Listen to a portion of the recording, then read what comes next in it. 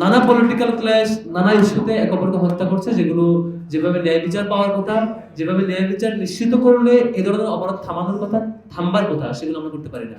আজকের এই দিবস উপলক্ষে টাকসু এই আয়োজনটা করেছে, সেমিনার আয়োজন করেছে। এরকম আয়োজন নানা সময় নানাজন নানাভাবে করে থাকে এবং দ্বিতীয় বিশ্বযুদ্ধের পর থেকে সবার কাছে মনে হলো যে এই যে হত্যাকাণ্ড এবং সামগ্রিক অপরাধ, মানবাধিকার বিরুদ্ধে যে অপরাধ, মানুষের হত্যাকাণ্ড, যুদ্ধ, সংঘাত, সবকিছুর বিপরীতে তারা জাতিসংঘের উদ্যোগে তারা উদ্যোগ নেবেন এবং 1948 সালে সবার আগে প্রথমবার এমন সিদ্ধান্ত হয় 10ই ডিসেম্বর মানবাধিকার দিবস উপলক্ষে তারা এই দিবসটিকে ঘোষণা করবে এবং সেটি তারা আয়োজন করবে। এরপর থেকে শুরু হয় এখন পর্যন্ত চলছে।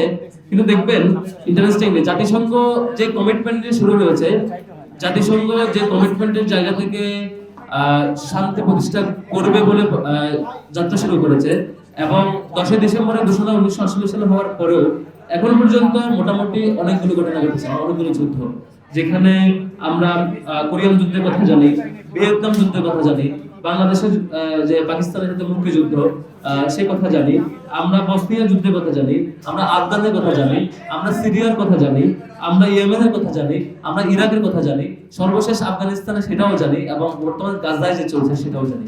অর্থাৎ এই বারবার এই দিবসগুলো ঘুরে ফিরে আসে, কিছু আলোচক আসেন, তারা কথা বলেন, তারা কমিটমেন্ট স্বীকার করেন, তারা পর্যালোচনা দেন।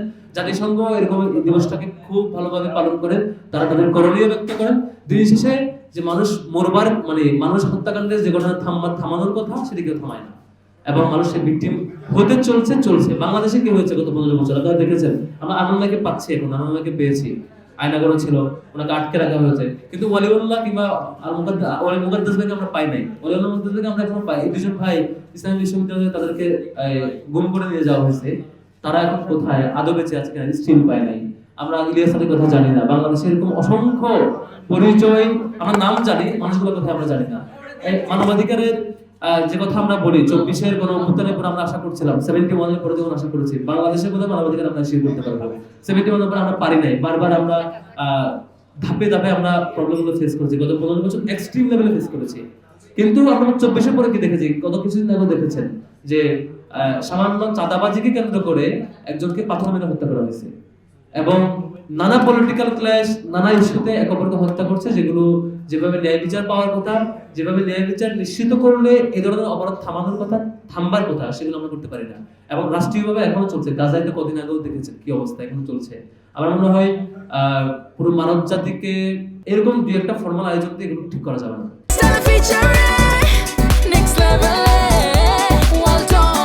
Side by side, free.